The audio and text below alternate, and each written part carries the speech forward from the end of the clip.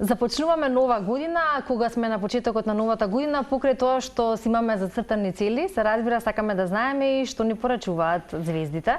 И кога е прашање сето она кое што се случува во светот со многу работи кои што сакаме да ги оставиме зад нас, нешто што астролозите прилично и го предвидува, а нешто кое што повторно се најавува за оваа нова 2025, која сакаме да биде светла, успешна и се разбира година со многу приоритети, поточно година за која што секој од нас ќе си постави приоритет, а истиот ќе има и своја совршена реализација. Дали ќе биде така и со Македонија и што ја очекува нашата земја во новата 2025 година? Голема и широка тема, но веројатно ќе се обидеме со Цеца да ја склопиме во овие минути предвидени за разговор со почитуваниот професор доктор Зоран Крстевски, кој што е најсоодветен за оваа тема. Добро утро, Зоран, и добро ни дојдовте и среќна нова година. Благодарам што ме поканивте на овој, би рекол, преубав ден, да почеток на надежта, на визијата, на среќата, која што ние се надевам ќе ја споделиме со нашите почитувани гледачи, воедно и вам да ви честитам среќна нова 2025 година и на нашите почитувани гледачи. Така, одамна не сме се дружеле, а секогаш во нашите гледања телевизиски споделуваме работи кои што многу ги интересираат гледачите. Спомена неколку клучни работи, па може ли според тебе каква е ова 2025 година или кои работи ќе доминираат? Спомена нешто истреност, искреност, позитивност, каква ќе ни биде годинава вака за почеток да споделиме? Па, многу интересно што во текот на 2025 година ќе има 4 планети ќе менуваат со звезди и ќе влезат во нов зодиочки знак. Првото сега ќе се случи на 17 јануари, кога кармичката точка ќе влезе во знакот на Риби.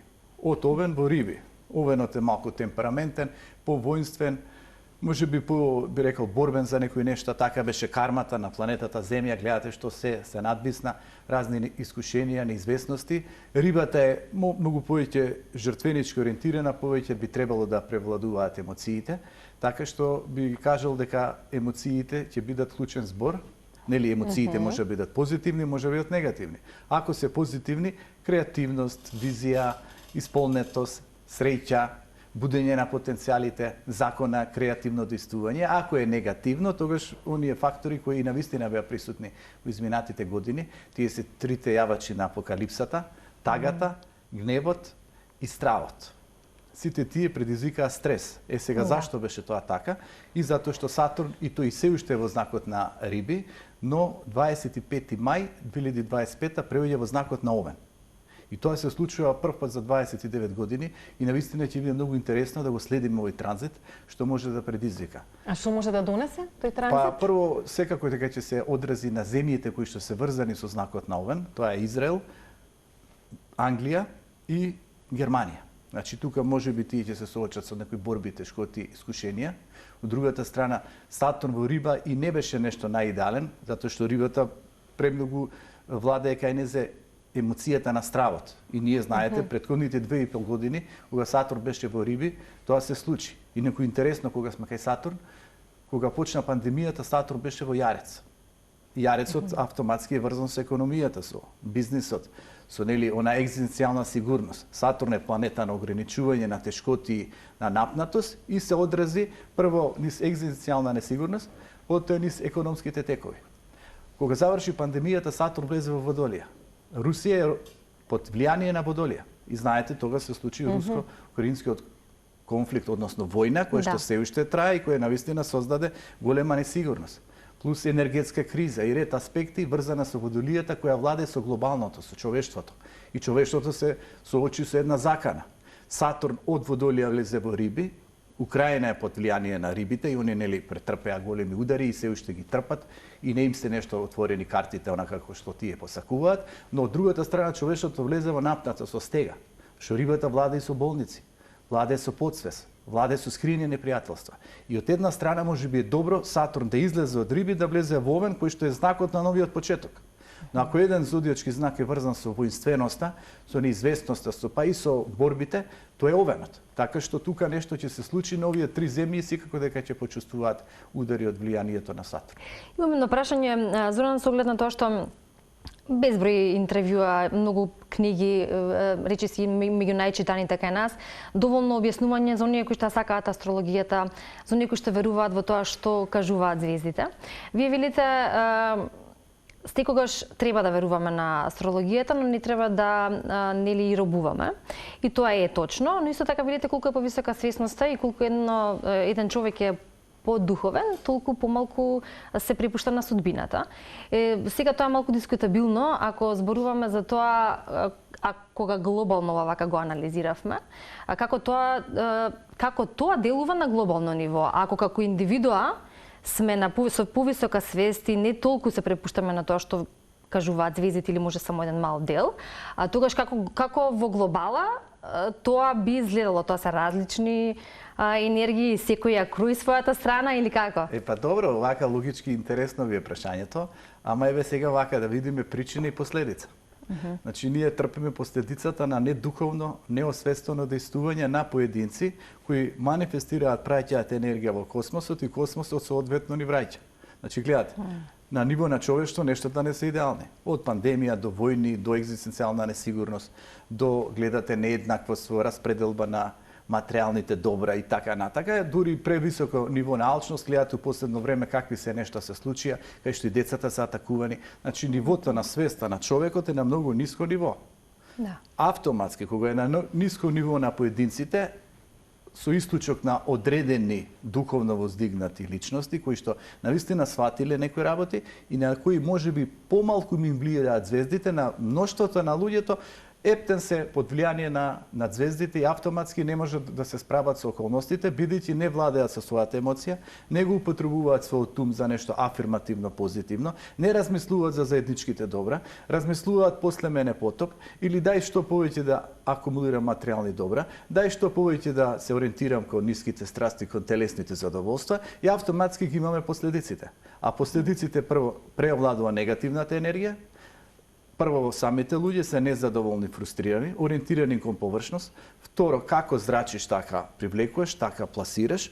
Незадоволни, фрустрирани, ориентирани кон ниски вредности, привлекуваат и создаваат ниски, што се вели, состојби на животот. Тие ниски состојби се во корелација со космосот. Бидејќи космосот функционира низ принципот на магнетизмот, на фреквенцијата, на вибрацијата, тој Тесла го има кажано.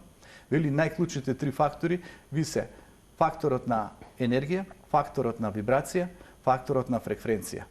Ако работиш на позитивна фреквенција, ќе привлечеш од космичкото јадро информации кои ќе те надополнат и ќе ти отворат добра животна патека.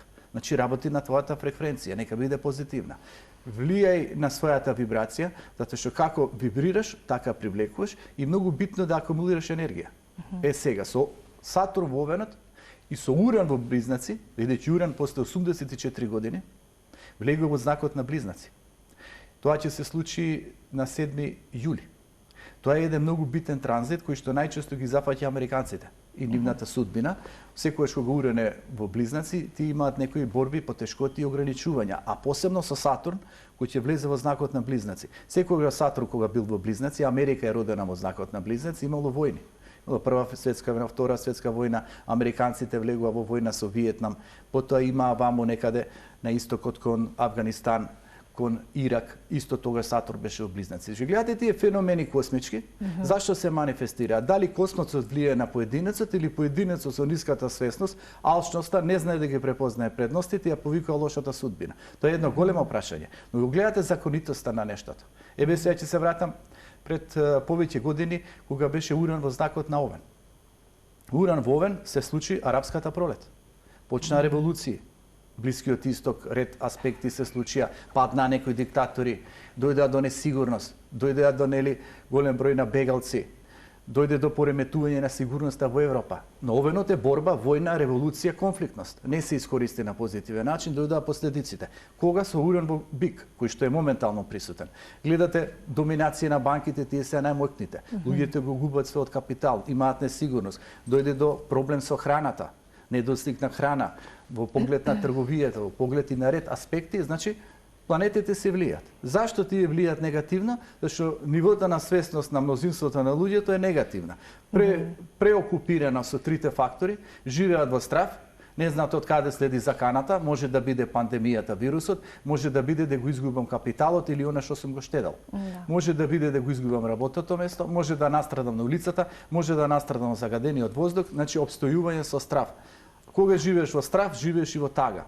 не живееш со зрачење, туку живееш со потиснување. И автоматски сето тоа предизвикува гнев. И гледате доминантност на гневот на социјалните мрежи. Сега Сатур влегува во Овен, Уран влегува во Близнаци. Дали нештата може да се подобрат? Сега прашањето е новата 2025 која што ја започнавме. Знаеме дека влеговме во ерата на Водолијата, тоа го имаме нели кажано и со вас во наши претходни разговори. Тоа значи дека и тоа го видовме и во 2024 рапиден напредок на технологијата, вештачката интелигенција, па тука нели сите оние теории за тоа како ќе се одрази тоа на човештвото, колку ќе оди во интерес и во корист, колку ќе оди против или контра човештвото. Веројатно уште побрз напредок не очекува оваа нова 2025. Онот кој што човештвото се плаши и се плашеше во изминатата година е нова војна. Но малте не имаме војни во различни делови од светот. Дојде нов американски претседател од кој што зависат многу работи. Но ако можеме нешто со прогнозата астролошка да кажеме и да се предвиди колку може да се промени, што може да се трансформира, до каде може да се трансформира, еден пример ако се освестиме. Па, прво, Доналд Трамп е роден од знакот на Близнаци и Америка е под влијание на ракот со подзнак Близнаци. Силен близнак. Значи, неговото доаѓање повторно на власт, веројатно ќе предизвика големи коренити промени. Да видиме дали внатрешни, а дефинитивно и надворешни код другите држави. Сега, ерата на Водолија тука ќе ја спомнам. Значи, вие велите технолошки напредок, да. Индустриализација, сателитизација. Да, еволуција на ниво на техника, но не и еволуција на ниво на свест. Човештвото оди технолошки напред, не оди соодветно на ниво на свест. Како да човекот ја изгуби таа емпатична основа или она духовна основа кон самовредност. И тука е сега заканата која Водолијата и реално ја представува, бидејќи она е графички представена со две фреквенции, две енергии кои што е едната оди нагоре, другата паѓа надоле. И сега која енергија ќе преовлада? Веројатно ние да се надеваме пардон, дека ќе превлада позитивната. Но, ерата на Водолијата, која што започна претходно, гледате што донесе. Технолошкиот напредок е на цена. Вештачката интелигенција ќе се намети. Од другата страна дојдовме до некои други семејно љубовни состојби и односи, кои не беа типични во една конзервативна епоха, туку сега се рефлектира со ера на Водолија. Значи, тоа ќе биде ставено на тестот. Потоа, Водолијата владе со човештвото како идеја, како колективитет. И тоа е многу битно што ќе превлада. Туку да се вратам малку наназад, колку да им направам паралела на нашите почитувани гледачи. Ерата на Бикот, 4000 години пред нашата ера, пред новата ера. Тогаш беше ерата на фараоните, ерата на кравата, како свет символ во хиндуизмот, ерата на златното теле и славењето на оној задгробен живот или подготовката за задгробен живот. Доаѓа ерата на Овенот. Се појавува јагнето или се појавува монотеизмот, се појавува Мојсија кој што го поведува стадото кон ветената земја. Се бори против златното теле, односно против бикот. Доаѓа Спасителот Исус Христос. Ги предводи рибарите, односно неговите главни апостоли биле рибарите. Свет символ на христијанството е рибата. Спасителот Исус Христос со несебичност, со љубов, со ориентираност кон подобрување на свеста и нашите постапки, да се приближиме кон Бога, со елиминирање на символот око за око, зап за зап. Туку вртење на образот за една добродетел. И цела на епоха на христијанството беше обележена со мисионерството, со саможртвата и со ориентираноста кон општото добро. Сега заврши ерата на рибите. Гледате верата, помалку се почитува. Гледате некои други технолошко-технички работи се ставени на преден план. Гледате младите најчесто кон што се инклинираат. Значи ерата на Водолија создава нова свест. Во ерата на рибата има една подлога на што да се потпреме на Бога и на верата. Овој пат дали ќе се потпреме на технологијата и таа ќе не биде клучот на успехот и дали само ние вака со погледот кој ќе го потребиме или преку видот ние ќе се поврземе со највисоката технолошка основа, нели, да искористиме вештачката интелигенција. И дали ќе бидеме способни ние да размислуваме или нешто ќе ни биде чипирано наметнато, да преку тоа и ни биде креирано како да размислуваме. Значи, се големи прашања, можеби не се за овој ден сега како прв ден од новата година, но се насочени кон иднината. Значи, гледате, ние треба да ја креираме иднината. Не техниката, не некоја тоа е пораката, нечестива енергија, или не некој нов светски поредок, или не некои што седат, гледаат, анализираат и наметнуваат страв, тага, гнев, туку дај да видиме ние како да се разбудиме, веќе секоја промена на планетот од созвездие до созвездие не значи негативно, но ти бираш дали ќе го определиш позитивното или негативното. Клучното, дека имаме трансформација на планети, еве Нептун од знакот на Риби преоѓа во знакот на Овен. Тоа се случува 2025 година. 30 март. Значи тој ќе биде интересен транзит. Јупитер моментално е знакот на Близнаци. На 10 јуни 2025 година влегува во знакот на Рак. Дали Раков владе со семејството, со емоциите? Затоа ги нагласив емоциите. Дали треба да се поврземе, да се склопиме? Дали требаме селективни во однос на кои луѓе примаме во својата интима? И како ние да се подобриме внатрешно, за да привлечеме нешто што е соодветно надворешно. Значи, гледате, затоа емоцијата, креативноста, визијата, стремежот кон создавање на иднина треба да клучните категории. И во таа книга јас си пишував за Нострадамус. Нострадамус за Третата светска војна. Значи, дадени се таму анализи. Ќе ги кажеме, не сите, фала Богу, ќе може да ги прочитаат оние кои што ќе имаат оваа книга. Накратко ќе кажеме како се приближуваме кон крајот, но да не заставиме. Да, може да го одговориме прашањето кое што ни стои долу испишано како тема, нешто што веројатно ги интересира сите гледачи. Споменавме гнев, тага, нешто што генерално и глобално на светско ниво беше одлика минатата година.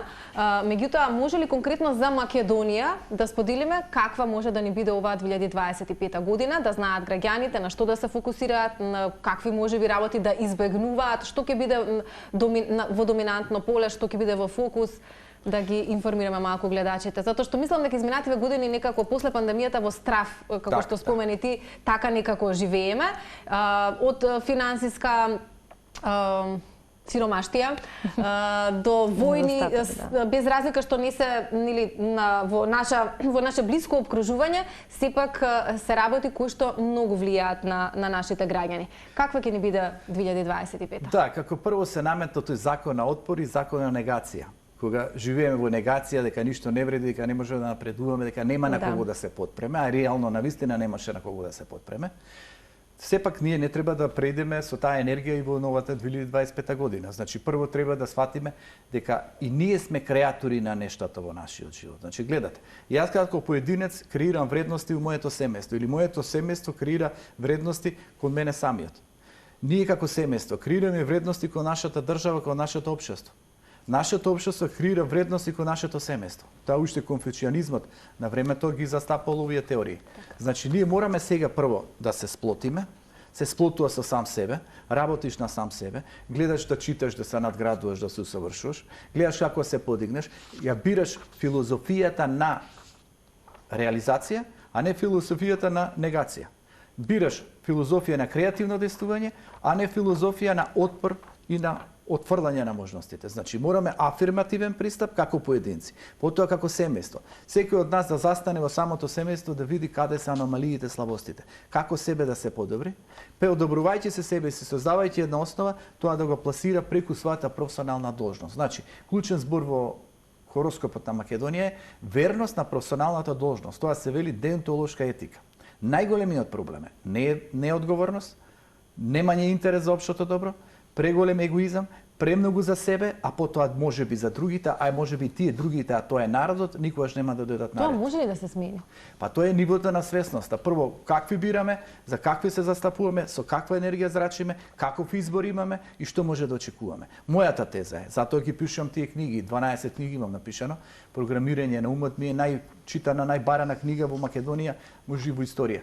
Зашто? Затоа што луѓето бараат да се репрограмираат од сите штетни негативни влијанија, да создадат ново јас или да создадат нова енергетска состојба на духот. Ако е најчитана, има ли се повеќе репрограмирани луѓе? Па има голем број на луѓе што се надградуваат, читаат, прифаќаат таа позитивна енергија. А тоа и само им остана. Че гледате, не можеш да се подпреш на надворешен фактор, кој ќе те води, какви ќе те водат, што ќе ти креираат, колку години ти креираат, до кај стигна. Така е, до кај стигнавме до амбисот до бездната.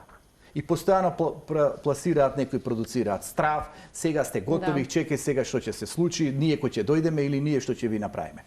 И живеат во страво, стегнат со блокада. Мора народот или поединецот да се ориентира кон себе си, тоа се вика јакнење на индивидуалниот дух. Како ние себе се подигнеме да се искреираме? Преку знаење, преку етична ориентација, преку надградба, преку духовност, преку вера, преку се што може нас да не подигне, за да ние кој ќе дојдеме нека внатрешна хармонизација среќа, ќе влијаме на тој најблискиот, тој ќе ја поприми нашата енергија. И можеби детето, тоа се вика трансперсонално, ќе поприми енергија од родителот. Родителот фрустриран, несреќен, незадоволен, го поприма детето. Детето во неизвестност, во стегнато со социјални мрежи, на улицата не знаеме што да очекува, влие на родителот. Родителот незадоволен, фрустриран, праќа енергија кон космосот, космосот во среќа на општеството. И општеството никако да помрне. Значи, промена на енергијата, промена на свеста, будење на позитивниот дух, што повеќе едукација. Ете има таму и мои едукативни видеа на YouTube. На каналот нека следат. Книгата е многу корисна да ја може чита. сега да ја представиме и да искористиме оваа прилика, астролошки записи, односно астролошки поуки за подобрување на животната перспектива. Последна книга е ова од вас и веројатно исто толку актуелна и атрактивна, ако не верувам дека ќе биде можеби и повеќе со оглед на тоа што има доста првенствено едукативни работи за хороскопските знаци, потоа за сето она кое што планетите го представуваат и секоја засебно, нели, со своето значење, она кое што на секого, особено кога зборуваме за машкиот и женскиот пол во однос на зодијачките знаци, сака да биде информиран за привлекување и така натака. Потоа има и многу работи кои што зборуваат за предвидувањата, како што се предвидувањата на Нострадамус споменавме, и многу други содржини кои што не би ги набројувала. И наталната карта на Македонија. И наталната карта на Македонија, ете, нешто што е содржина, нешто што треба да го имаме, не е едно што се чита и толку се заборава, туку нешто кое што апсолутно и можеме во било кое време да му се навратиме. Да, и да се потсетиме и да се запознаеме можеби себе си поточно повеќе нашиот знак, па и тоа што всушност значи астрологијата. Штом се раѓаме ние, добиваме еден астропечат. Значи еве кога сме кај програмирање на умот, накратко ќе кажам. Сме програмирани од генетиката, сме програмирани од семејната состојба, каде се раѓаме во кое семејство, сме програмирани од социјалната средина, не е исто во Замбија, во Шведска, во Македонија. Сме програмирани неретко и од улицата, односно од училиштето. Сме програмирани од звездите. Астрално програмирање, но треба да се и репрограмирање на штетно, ние самите да се програмираме. И затоа во таа книга има многу текстови и низ призма на создавање едно среќно општество, и затоа јас си напишав каков премиер, председател е потребен на Македонија. И таму е анализирано, дадена е цела натална карта на Македонија, дадено е на влијание на полната месечина и младата месечина во однос на телесната тежина, оние што го имаат тој проблем, како да си помогнат. Месечивите фази како влијаат на нас, не само оно што ќе го погледнеме полумесечина, млада месечина, полна месечина, што значи тоа за големо влијание има. Големо и во поглед како ние преку нели соодносот со звездите, не тие да бидат наши непријатели, туку и наши пријатели. Да прочитаме, да видиме. Ако е Цеце Јарец, значи трпелива, стабилна, дисциплинирана, посветена, упорна, секогаш на крај ја остварува целта. Ако е Ивана Водолија, значи има визија, прогресивно размислува, ги сака луѓето, сака да придонесе, има една способност да действува во корелација на сите ние да напредуваме. Ако јас сум лав, значи треба себе си да се малку подкранам, да имам повисока свесност, да зрачам кон луѓето, да им помогнам на луѓето, да им отварам една позитивна патека и да бидеш оптимист. Ако е некој рак со чувството, со семејството, со блиските, со некоја поврзаност, ако е некој овен, страста, темпераментот, акцијата, волјата, напредокот и така. Споменавме знаците, па мислам дека може и така некако да го заокружиме разговорот. Кој знак ќе доминира, без разлика дали позитивно или негативно, во оваа 2020? Да, најчесто тука со Јупитер го консултирам. Јупитер е моментално во Близнаци. Првата половина од 2025 година воздушните зодијачки знаци, значи Близнаците, Водолијата и Вагата. Вагата во однос на партнерство, однос со другите, подобрување на тие состојби, Близнаците на среќа, визија, можеби нешто и за патување, нешто да изреализираат, и Водолијата секако во поглед и на професионалноста и на финансиската подлога, нешто да хармонизираат. Значи тие ги ставам во преден план. Втората половина од 2025 година, водените зодијачки знаци, ракот, скорпијата и рибите, тие ќе имаат многу подобри шанси за напредок. Јас не се слушнав. Водолија кажа? Водолија, да, во првата половина. Сега тука Јарецот исто така не е лошо аспектирано. За нас двајца. Затоа што сега моментално нели Уран е во знакот на бик влие позитивно на јарецот, посебно јарецот третата декада. Инаку овде кога би анализирале таа подлога, преку декади би било најблиска да ви ја објаснам. Затоа што едно е зодијачкиот знак, а второ е декадите. Еве, например, моментално Уран ги помага девиците од третата декада, ги помага јарците од третата декада. Позитивно влие и на раковите од третата декада и на рибите. А тоа е оние крајните зодијачки знаци. А од што се однесува од другите зодијачки знаци, и за лавот има добра година, волја, оптимизам, можност да напредува. Од другата страна, Скорпијата, она трпеше некои негативни влијанија од Уран, ама тоа ќе биде надминато со влегувањето на Јупитер во знакот на Рак. Секогаш кога разговараме и кога сте ни нагости, разговорот нема крај. Јас дури се зачитав во овие содржини, нешто што апсолутно не привлечи. Благодарение на вас, нели сега ќе имаме можности во редакција да ја прочитаме книгата и сето она кое што веројатно многумина од нас и не го знаат, ако нели изборуваме за планетите, за нивното влијание, за тоа значењето на деновите и така натака. Може да се најде во астролошки записи. Ви благодариме за гостувањето. Успех во оваа нова 2025, иако и минатата за вас беше доста успешна. Благодарам. Исто и вам да ви честитам и се најубаво да ви посакам и да имате многу успешна, хармонична, исполнета со љубов година на нашите почитувани гледачи. Покрај тоа што ќе им ја честитам годината и те им нагласам дека можат книгата да набават лично од мене по промотивна цена во чест на новата година, да им тргнат работите, само да ми пишат на Facebook. Така е. Се гледаме, верувам, следно во оваа нова година со нови, можеби, информации кои што се од областа на астрологијата или она кое што меѓу другото го правите, а се со цел да ги информираме нашите гледачи. Благодарам. Благодариме, останете се како вие на Тилма, имаме уште содржини во денешната утринска.